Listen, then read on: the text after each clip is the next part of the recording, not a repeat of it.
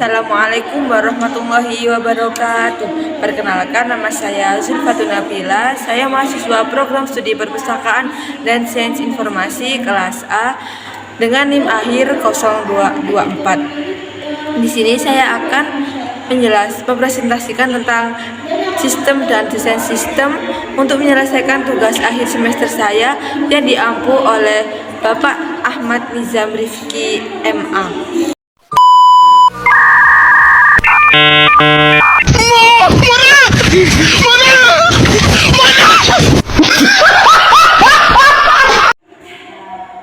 Sistem dan desain sistem. Bab ini menjelaskan berbagai masalah terkait perorganisasian informasi dalam sistem informasi dan desain sistem. Sistem harus dirancang untuk menyimpan, mengambil, dan menampilkan metadata secara efektif. Alat pengambilan yang disebut sebelumnya memerlukan desain sistem agar pengguna dapat dengan mudah mencari informasi. Bab ini juga membahas komponen sistem yang membantu profesional dan pengguna dalam mengatur dan mengambil informasi. Selain itu, inovasi dalam desain sistem dan masalah terkait juga bahasa OCLC melayani perpustakaan di 120 negara dengan database lebih dari 402 juta catatan. Database ini dirancang untuk otomatisasi pembuatan katalog dan memungkinkan berbagai pencatatan. Pengguna bisa membuat catatan baru atau mengedit yang sudah ada. OCLC juga memiliki subsistem pinjam antar perpustakaan dan menawarkan produk konversi catatan berbasis kertas menjadi bentuk digital. Berikutnya yaitu sistem perpustakaan terpadu. Sistem perpustakaan terpadu adalah sistem manajemen data yang mencakup banyak modul untuk melakukan berbagai fungsi. Tujuannya adalah untuk menggabungkan beberapa alat database menjadi satu sistem, sehingga memudahkan berbagai informasi dan mengurangi duplikasi data. ILS mendukung modul seperti akuisisi, kendali otoritas, katalog, sirkulasi, dan lainnya. Sistem ini juga dikenal sebagai Sistem Manajemen Perpustakaan Terpadu atau ILMS, atau Platform Layanan Perpustakaan atau LSP. LSP dirancang untuk mengelola sumber daya cetak dan digital secara bersamaan dengan berbagai karakteristik seperti dukungan proses akuisisi yang bervariasi dan antarmuka berbasis browser, serta menggunakan teknologi terkini seperti komputasi awan. Sejarah perpustakaan. Sistem perpustakaan. Sebelum ILS muncul, komputer sudah digunakan untuk mengatur informasi sejak tahun 1960-an dan 1970-an. Terutama dalam produksi katalog buku. Komputer yang ada saat ini adalah sistem mainframe besar yang tidak memungkinkan pencarian cepat. Ahli perpustakaan harus menunggu hingga batch pekerjaan berikutnya untuk mendapatkan hasil. Format rekaman ditentukan secara lokal karena standar MARC masih baru. Pada akhir 1970-an, komputer mini mulai muncul di perpustakaan yang memungkinkan akses online. Koneksi ini memerlukan penyimpanan massal dan perangkat lunak yang dapat menangani file besar. Dalam 30 tahun terakhir ini, ada banyak perkembangan dalam sistem perpustakaan, termasuk pembuatan web PAC dan antarmuka pengguna grafis. Vendor otomatis perpustakaan terus berinovasi, mengembangkan alat penemuan sumber daya. Beberapa perusahaan membuat antarmuka ini, sementara yang lain mengembangkan sistem sumber terbuka seperti Koha dan Evergreen ILS. Generasi pertama OPAC. Pengembangan katalog akses publik dataring atau OPAC adalah modul penting dalam sistem perpustakaan yang memerlukan perhatian dalam desain sistem. Generasi pertama OPAC muncul pada awal 1980-an sebagai data sederhana dengan kemampuan pencarian terbatas hanya pada penulis dan judul dan antarmuka yang primitif. Pengguna menghadapi banyak batasan seperti toleransi yang rendah terhadap kesalahan dan keterbatasan titik akses.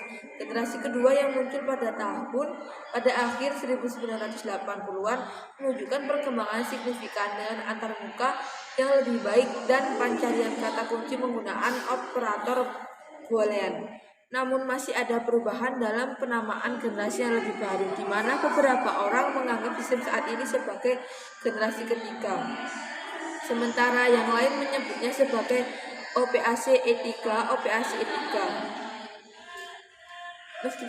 Meski tidak sangat terkenal, tapi telah mengalami peningkatan dalam fungsionalitas dan kegunaan. Pengindeksan catatan, data, dan cakupan koleksi diperluas melalui tautan dan jaringan dengan GUI yang lebih baik dan intuitif pada dekade pertama abad ke-21. Perhatian beralih dari perbaikan OPAC saat ini ke diskusi tentang ketidakcukupan OPAC itu sendiri.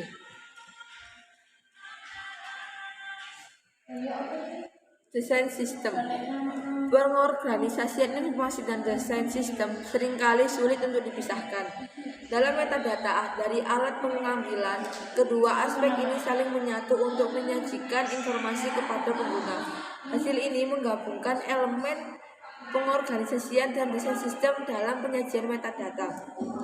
Dalam dunia cetak, desain sistem berkaitan erat dengan pembuatan rekaman pengganti. Aturan Panizzi dan Kutter mengatur informasi dan penempatan rekaman dalam katalog yang terorganisasi. Edisi aturan katalogisasi dari American Library Association pada abad ke-20 mengandalkan desain katalog kartu yang berubah dengan adanya RDA pada tahun 2010. Banyak standar bibliografi berdasar pada format cetak. Yang berikutnya yaitu modal pencarian. Meskipun penelusuran sudah ada di alat pencarian, sistem saat ini lebih fokus pada pencocokan tepat, di mana pengguna harus tahu persis apa yang dicari. Ini mengharuskan pengguna memiliki pemahaman yang jelas, dan jika tidak ada kecocokan, hasil tidak ditemukan. Sebagai alternatif, ada model pencarian probabilistik yang menggunakan pembobotan istilah berdasarkan frekuensi kata, mengembalikan hasil sesuai tingkatan kesesuaian. Namun, model ini tidak mempertimbangkan perilaku pencarian yang lebih eksploratif. Banyak sarana untuk memperbaiki sistem pengambilan daring tidak diindahkan. Menurut Christian Borgen, desain sistem yang buruk tidak mencerminkan perilaku pencarian pengguna. Dia menyarankan agar perancang sistem menciptakan sistem yang intuitif dengan instruksi yang minimal dan menekankan bahwa desain yang baik lebih penting daripada pelatihan.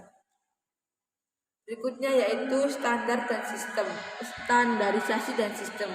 David Thomas mengungkapkan bahwa kebutuhan pengguna akan deskripsi yang dan desain sistem yang buruk tidak mencerminkan perilaku pencarian pengguna. Dia menyarankan agar perancang sistem menciptakan sistem yang intuitif dengan instruksi yang minimal dan menekankan bahwa desain yang baik lebih penting daripada pelatihan. Berikutnya yaitu standar dan sistem, standarisasi dan sistem. David Thomas mengungkapkan bahwa kebutuhan pengguna akan deskripsi yang terstandarisasi masih belum diakui di sistem daring, yang mengakibatkan kehilangan keakraban bagi pengguna. Standarisasi adalah fitur penting dalam katalog kartu, memungkinkan pengguna untuk menggunakan pengetahuan yang sama di berbagai katalog. Namun, proses ini memerlukan waktu dan tidak terjadi secara instan. Kondisi saat ini mengingatkan pada lebih dari 100 tahun lalu ketika katalog memiliki ukuran dan informasi yang tidak teratur. Thomas mencatat bahwa pengguna hanya menemukan sejumlah kecil kolom yang berguna, sehingga perlu ada pedoman untuk memilih kolom yang paling penting untuk ditampilkan. Pedoman ini dapat membantu mengurangi kekacauan layar. Pelabelan metadata dalam catatan bervariasi antar sistem, dan istilah yang digunakan juga berbeda. Selain perbedaan tampilan catatan, pengguna juga sering menghadapi perbedaan dalam urutan daftar hasil. Urutan dapat bervariasi berdasarkan format, seperti kronologis atau abjad. Masalah ini dibahas dalam lampiran C pada tahun 1999 IFLA mengeluarkan pedoman untuk merancang OPAC dengan 37 prinsip yang fokus pada tujuan katalog dan jenis pencarian. Pedoman tersebut merekomendasikan standar tampilan default untuk kemudahan penggunaan. Jika diterapkan, pengguna dapat mentransfer keterampilan antar perpustakaan, namun tidak ada jaminan bahwa vendor akan mengikuti pedoman ini, dan penelitian serta pedoman sebelumnya tidak banyak mempengaruhi desain sistem perpustakaan. Yang berikutnya yaitu query pencarian dasar. Saat mengakses sistem informasi yang tidak dikenal, pengguna perlu menentukan cara mencari. Kebanyakan alat pencari memungkinkan pencarian berdasarkan penulis, judul, subjek, dan kata kunci. Tetapi tidak semua OPAC mendukung pencarian nomor panggil. Pengguna mungkin bertanya bagaimana pencarian bekerja dalam sistem baru. Misalnya, jika mencari Smith William, apakah sistem mencari secara tepat atau juga mencakup variasi nama? Hasil pencarian kata kunci tergantung bidang yang dicari, dan beberapa sistem memiliki opsi untuk memilih jenis pencarian kata kunci. Bidang yang dicari dan beberapa sistem memiliki opsi untuk memilih bidang yang dicari dapat bervariasi antar sistem. Pencarian berdasarkan genre dan bentuk adalah konsep baru yang diharapkan mudah dipahami pengguna. Pengguna yang mencari autobiografi atau kamus khusus disarankan untuk memasukkan genre dalam pencarian. Dalam komunitas seni dan sumber daya visual, pencarian genre atau bentuk sangat penting. Beberapa sistem tidak memiliki fitur ini, tetapi antar muka penemuan seperti Primo, Summon, atau Wufin mulai menyediakan akses ke pencarian tersebut. Pengguna sering bingung membedakan antara pencarian berdasarkan pencipta, judul, atau subjek, terutama ketika katalog kartu beralih dari bentuk kamus ke katalog terbagi. Kekurangan standarisasi juga terlihat dalam cara sistem menangani pemotongan, operator boolean, dan kedekatan. Pengguna perlu tahu apakah Anda pemotong sisi kanan otomatis dan simbol apa yang harus digunakan jika tidak. Pengguna logika boolean dapat bervariasi antar sistem, dan pengguna harus memahami urutan pelaksanaan operator boolean untuk hasil yang diinginkan. Langkah-langkah penyelesaian masalah pencarian terfederasi pernah menggunakan protokol Z39.50. Namun, pendekatan ini sekarang dianggap ketinggalan zaman karena OPAC tidak lagi menjadi sumber utama pencarian informasi. Pembahasan saat ini berfokus pada mesin meta pencari dan antarmuka yang terintegrasi dalam sistem perpustakaan.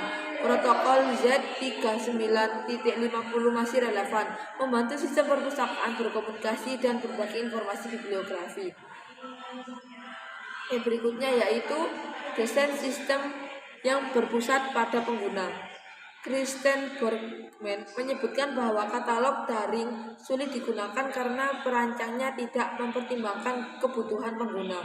Anna Zulce mengungkapkan bahwa desain yang berpusat pada pengguna penting untuk sistem informasi berkualitas. Tetapi ada perbedaan pendapat tentang definisi dan cara terbaik untuk menerapkannya. Ia mengatakan bahwa desain tersebut bisa berkaitan dengan meningkatkan kinerja sistem. Desain untuk pengguna tersebut atau pemahaman pengguna melalui masuknya berkelanjutan. 3 kunci desain yang berpusat pada penggunaan adalah observasi pengguna, bantuan teori desain, dan pengujian dengan pengguna. Desain universal adalah pendekatan desain untuk yang fokus pada pengguna. Tujuan desain adalah untuk mengakomodasi pengguna paling luas agar semua orang dapat mengakses dengan mudah. Sistem informasi yang tidak menerapkan desain universal seringkali menimbulkan hambatan bagi penyandang disabilitas. Contohnya yaitu GUI dan situs web mungkin sulit dibaca oleh pengguna dengan perangkat khusus dan isyarat audio tidak dapat didengar oleh mereka yang tuli. Oleh karena itu, Ford menyerahkan penggunaan desain universal sejak awal proyek untuk membuat produk yang dapat digunakan semua orang tanpa hambatan.